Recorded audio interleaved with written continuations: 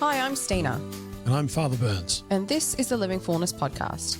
On this episode, we're going to have a chat about whether we should have expectations in friendship. If you're new here on the Living Fullness podcast, we chat about the virtues, how we grow in them, as well as cultural shifts and trends and how we navigate them. And we're delighted to have you join us.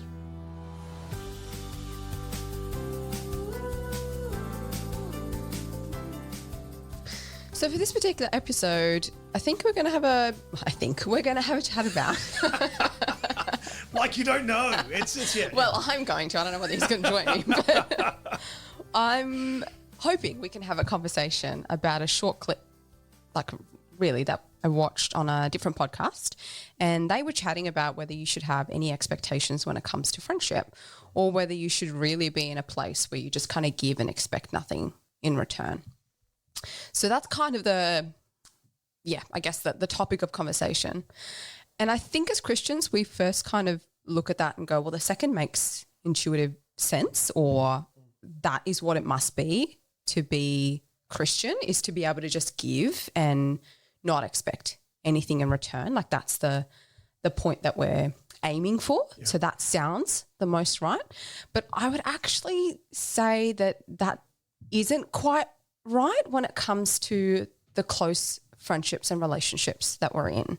So for the purpose of this conversation, let's just make a distinction that we're talking about friendship. And if you've listened to previous episodes, we make a distinction between different types of friendships. So we're not talking about acquaintances. We're talking about friendships where it's actually lasted the test of time. There's been, a deep level of trust, growth in honesty, vulnerability, and maybe even shared values and experiences that have come in. And so when we're talking about that kind of a level of friendship and closeness, that will naturally mean that there are certain things that we will come to expect in that, because we've had a certain degree of a relationship grow and form. And so that could be things like qualities like love and respect, kindness, maybe even like a listening ear, like empathy. Those are things that actually become part and parcel of the friendship that we've then formed. So I don't think we can then say, well, actually, no, we can't expect anything in return, because we need those things for that relationship to even exist. And for it to be healthy, we should see some level of reciprocation of those qualities. Having said that, I would also say that it doesn't have to be to the same level. So just because I might show love and affection and kindness in one way, and my friend may show love and affection and kindness in another way, doesn't mean it has to be the same way. I had a little light bulb moment while you were talking there. Yeah. And the light bulb moment was around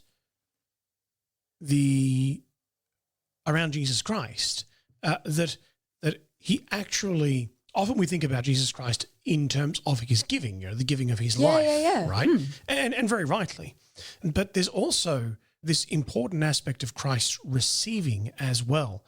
And we see this in a couple of ways. First of all, what does he frequently go and do? He goes off and he speaks to his Father. And he has a true human nature, which means that he can receive the grace of the Holy Spirit. He's open to those that grace. Of course, he lacks nothing in terms of sanctity, but his humanity is open to that grace, and he is also open to receiving kindness from others. Even a gospel that was read recently, just before Easter, was the gospel of Mary of Bethany, anointing the feet of Jesus, a kindness that he accepts. So he also receives and gives. So any friendship which doesn't have both those elements, to some degree, lacks genuine Christological element, which is both reception and giving are actually necessary. For sure. Yeah, I guess the question then becomes, but should we expect it? Yeah, sure. And I think the answer is yes. I think the answer is yes. We because a genuine without because the term expect can be loaded, right? That's true too. Yeah, the term expect can be loaded. It can mean well, I consider myself so good or so whatever that, I expect this thing from you, or I expect it because somehow I'm owed your kindness, but we're not talking about that kind of self-centered expectation. Yeah. But also the flip side of that too is like a false humility as well. Right. Of like, no, I wouldn't expect anything in return. No, exactly. I'm just going to give with nothing. Yeah, yeah. Neither of those are acceptable positions, right? The expectation that we're talking about is really an expectation that flows from a healthy relationship. That's all it is. Yeah. It's an expectation that comes from experiencing a healthy relationship and knowing that in a healthy relationship, it's not just give. Yes. That it's also receive. Yeah. Yep. Yeah. So do you think there are spaces then within that friendship or those relationships where we shouldn't expect anything in return? Yes. Yes, he says.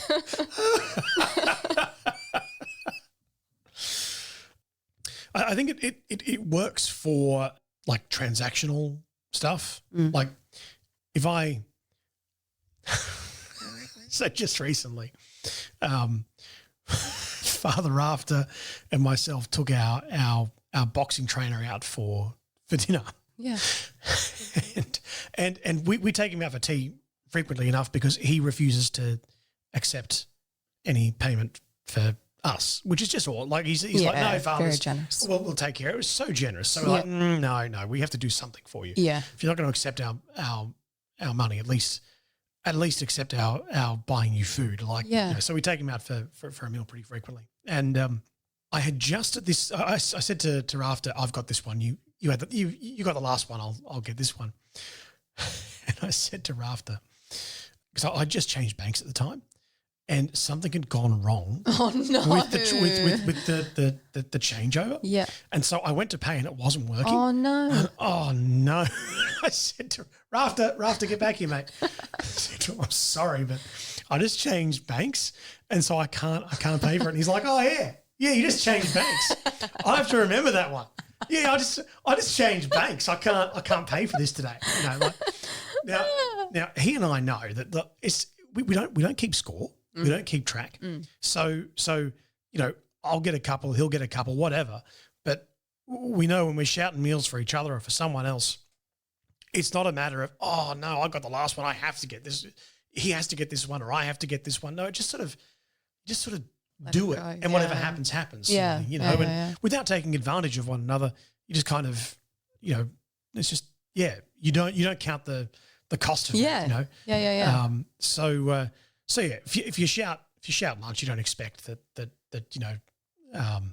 going to get you next time 100% or but also random acts of kindness. You help someone move their stuff. You don't expect necessarily that they're going to make the same offer when you move. Like that's like life happens, right? Not everyone's available at the same time to help, and you understand that implicitly. Yeah. But I do think that the principle doesn't hold true for qualities that sort of come from the friendship, like the fruits of friendship. Yeah. Right. I think necessarily there must be a reciprocity in those fruits. Yeah. And I guess too, it wouldn't be a good idea, just because I'm saying we should expect certain fruits that come from friendship doesn't necessarily then mean that we should count the cost of those either, that we should keep tally or keep score of those fruits that come from that, or the qualities that come from that friendship. Certainly. Either. I don't think that would be helpful.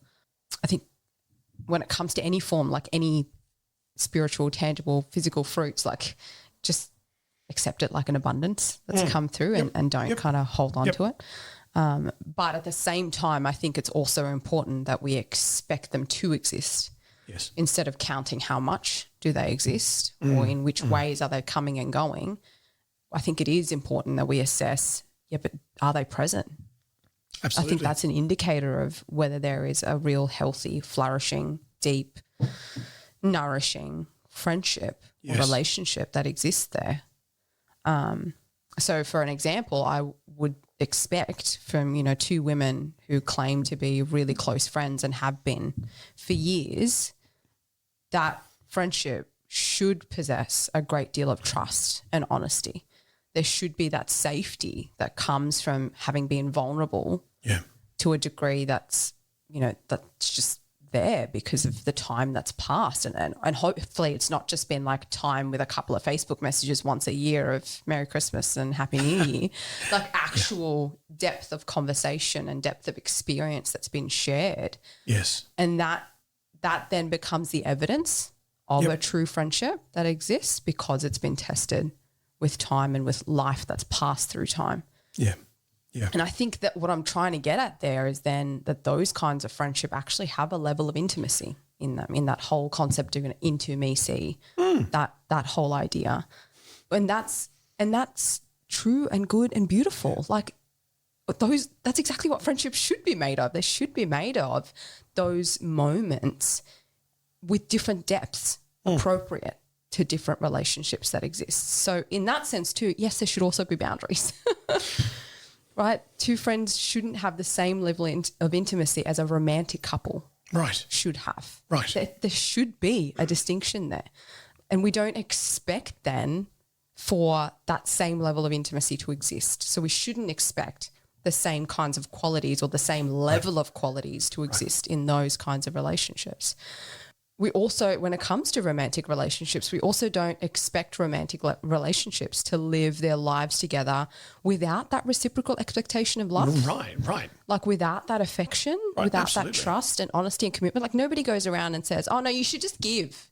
You're married to them, you should just give. Like don't worry about anything else. Like forget that he doesn't do anything or she doesn't give anything back. Just give. No, that's a recipe for burnout.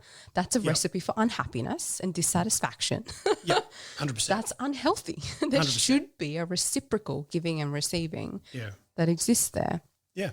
And same for like male-female friendships. There should be boundaries there. They can't have the same level of intimacy that should be like within a male-female friendship shouldn't look the same as what a romantic relationship looks like, nor what the depth of a relationship between female-female and male-male friendships can look like. There should be a distinction there. And I think I've said it before, like when it comes to, and I recall our conversations with Dr. Andrew and Sarah Swafford as well, when we talk about relationships and friendships that pretend to be like relationships, romantic relationships. Like if it's not there, don't act like it's there. No, just don't do it. keep it to what it actually is. Yeah, let it be what it actually is. And I suspect that happens when there is a lack of genuine intimacy in somebody's life, right? Intimacy with the Lord, intimacy with another. In an appropriate way, where there is that lack of intimacy, we search for substitutes. Yes. And when it comes to love, substitutes are always counterfeits, and they wind up causing generally great harm. Yeah, in the long run. Because in the short run, they serve a purpose, but then we end up using people. Right, exactly. A means to an end, right? Yeah. So, yes, no, I think you're spot on. We need to be very clear about the boundaries, and see them as agents, I suppose, which serve to build genuine intimacy, an intimacy which is actually appropriate for whatever relationship it is that we have with this other person. By the way, blew my mind with the whole into me see. Oh, okay. Yeah. That's not mine. That's been around for a long time. Never heard of it before. Oh, okay. Yeah. Yep. Yeah, into me see. It's like, okay. Very good. So look, having expectations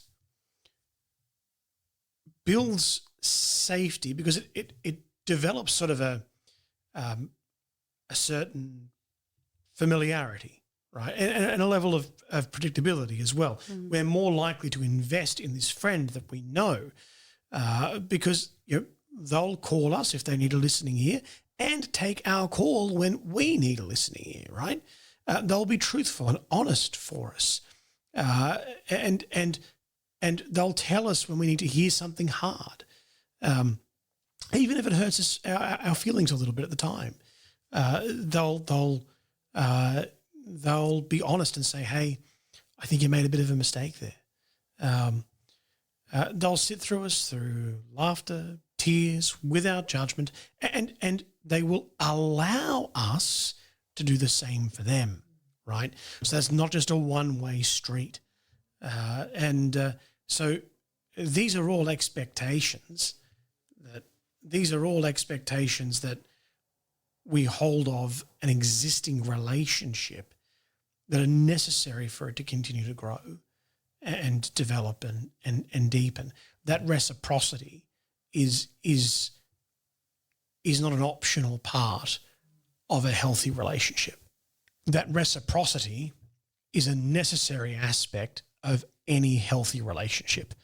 In order to have a relationship which thrives, in a friendship that really has legs to it, that isn't just an acquaintanceship, that isn't just sort of a friendship of happenstance, but is a friendship where there are two people who are have a commitment to each other. In that friendship, there must be a sense of reciprocity, genuine reciprocity. Yeah. And I guess that the whole concept of expect nothing in return kind of is a little bit naive, and can also that mindset can also kind of get us into trouble as well if we end up investing in too many people who don't actually return what we also require to be nourished in that relationship. So then we end up becoming, people pleasers or constant givers, and never really being able to kind of open our arms and our hearts to receive first. And that's supposed to be the posture of a Christian. Like as a Christian, we're not just supposed to be givers. We're first supposed to be receivers, which is how we were created. Like our life was given to us. It wasn't something that we gave away to somebody else. It was something that was given to us. Then from life, then we receive, love and nourishment and graces and relationships. Like all of those things come to us. So we need to have a posture of openness and humility and dependence to first receive. And it's only really when we first can receive that what we give becomes that much more valuable. Because otherwise we're just given from our own kind of like brokenness and Absolutely. bits and pieces that we have to offer. But when we can receive from God and from the relationships around us, well, then we've got something more nourishing to offer the person, who the other people that we might be in relationship with or that we encounter or so on. So I think it is important to actually take stock and ask, do we give more than we receive? Or do we receive more than we give? Because there is the other alternative as well, that we become takers. And we're not open to giving for whatever reason that might be. And how do we kind of strike that balance as well? That's a very real challenge. Posture of humility, dependence. We first received. Oh yeah. It reminds me, what you just said then reminds me of that awful, it's such an awful image. I think it's an awful image anyway. That empty cup thing, empty your cup, that sort of thing. You ever heard of that image before? Empty your cup. Empty your cup. You have to be able to receive with an empty cup. That image. I think I really think it's a dumb image. Yeah. Okay. But and maybe that's because I don't like the Hallmark stuff. But sure. But it does have at least partly a point to it, which is that we actually have to be open to receiving in order to grow, and that's what actually enables us to give in any meaningful way, is that we're also receiving from God and from others, as you rightly pointed out. But you finished there with a question of how do you strike that balance between the giving and receiving, and this year it's been actually quite a challenge for me to do that. Okay. So I've been on my own at the cathedral And that's meant that I've been a level of busy which is pretty outrageous. Yeah. I have people with me now, and I'm training them up to be effective helpers, which is great. Yeah. I know that at some point the busyness is going to sort of be not as crazy. It'll be crazy, but not as crazy, and that's cool. But I've found myself being isolated by my work, right? So in both giving and receiving, I've been a little bit distracted, and it's not that I've been intentional about being less engaged during this difficult period. It's that I've been allowing myself to be absorbed by everything that's going on, and thus I've neglected friendships and so that's been quite that's been a very real challenge to recognize. So lately, having recognized that, I've been making an effort to be open to others, particularly when they're trying to connect with me. And because people have been trying to connect with me. Yeah, okay. And it's been, I'm sorry, I can't. It's actually been a very real challenge to try and make that happen. And so I'm making a concerted effort now to go, actually, no, I need to prioritize these because they are friendships that I have invested in and they've invested in me. And that requires a reciprocity that I need to give and that I need to be open to receiving. Yeah. So, I need to actually intentionally connect with others, bearing in mind, of course, my insane schedule at the moment and keeping solid boundaries, which help me to preserve energy for the tasks that I have in my life. So it's not about just going, oh, wow, I've made a mistake. Course correct, overcorrect, that would be a grave error. Yes. But correcting in such a way that I recognize where boundaries need to exist in order to preserve my own energy, in order to help me do the tasks that I need to do, but also to help me maintain the friendships that really do mean something to me as well. So, yeah. That's such a hard balance for you to strike as well when I imagine the things that are on your list, on your to-do list, actually do need to be done by someone and there hasn't been anyone else who can do it. Yes. So it's like, well, actually the responsibility falls on you for those things to be done. And I imagine most of them would be very, very important. So that makes it really hard because it's not just you choosing other things to keep you distracted away from friendships. It's not like you're willingly choosing to isolate yourself.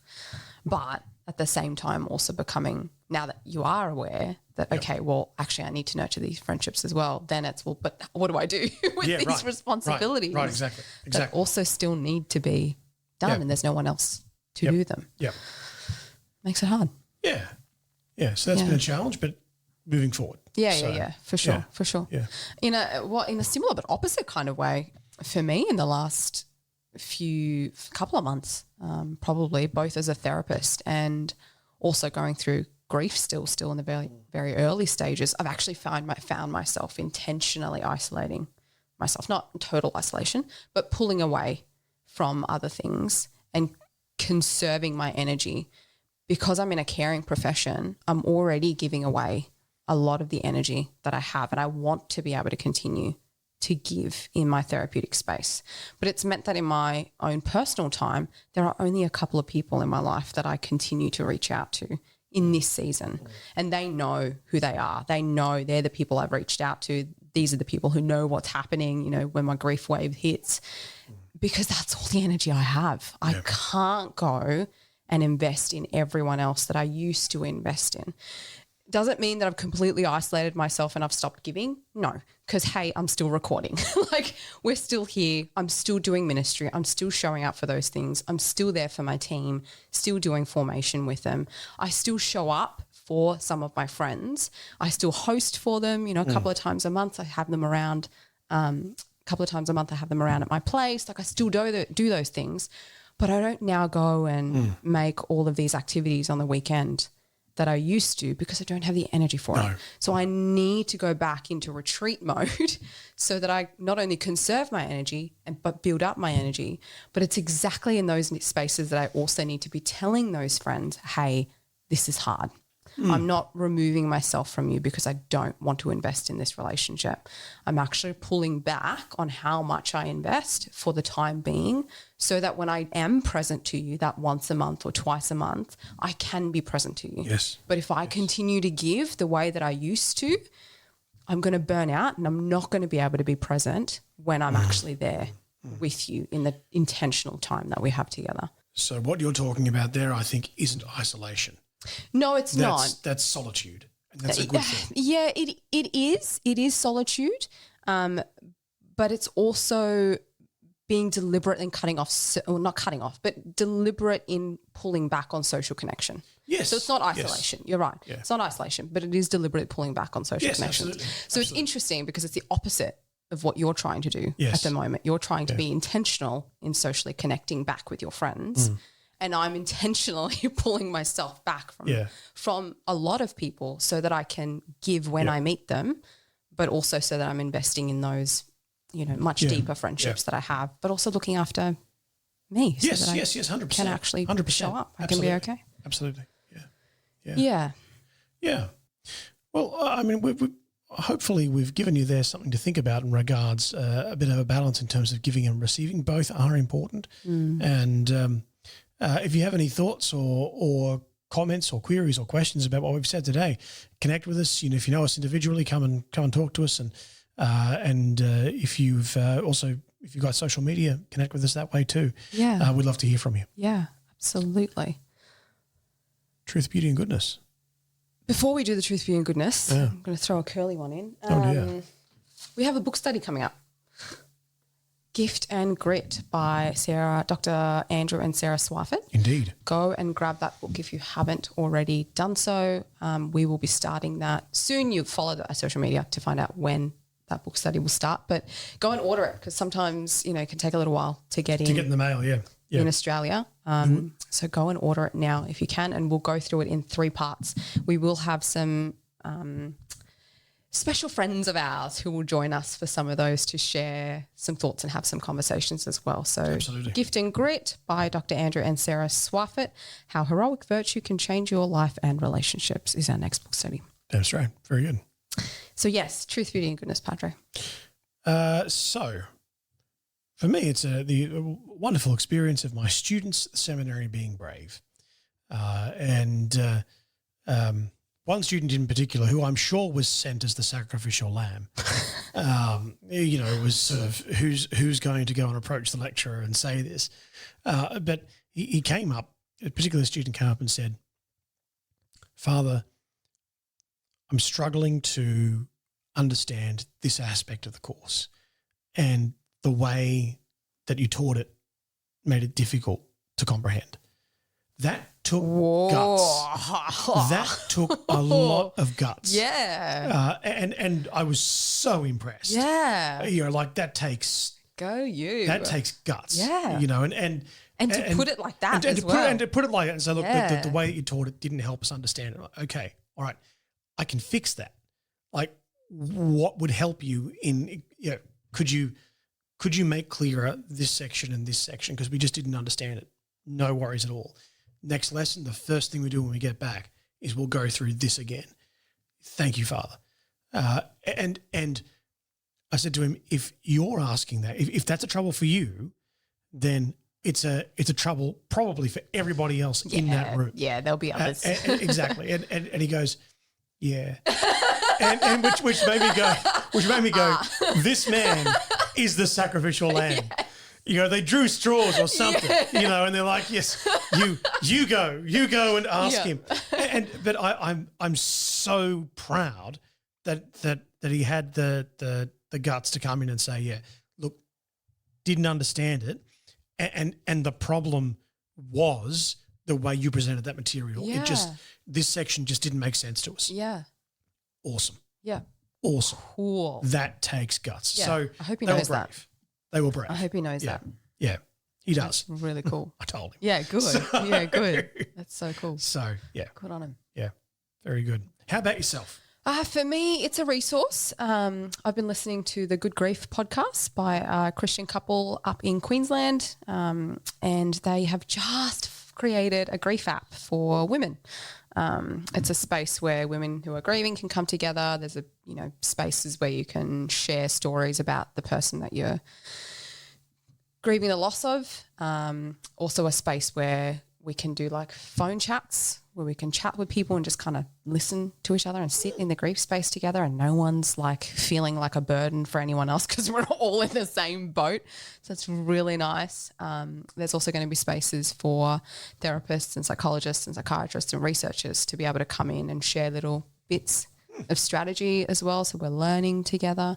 What a fantastic idea. Yeah, and because it's a Christian space, it also offers us an opportunity to be able to pray with each other and for each other as well. So really, really awesome. It's called Good Grief. Both the podcast and the app can recommend. Excellent. What a good resource. Yeah. Alrighty, well, thanks for joining us for this week's episode of Living Fullness. We will catch you again next week, but until then, all of our love and prayers. God bless.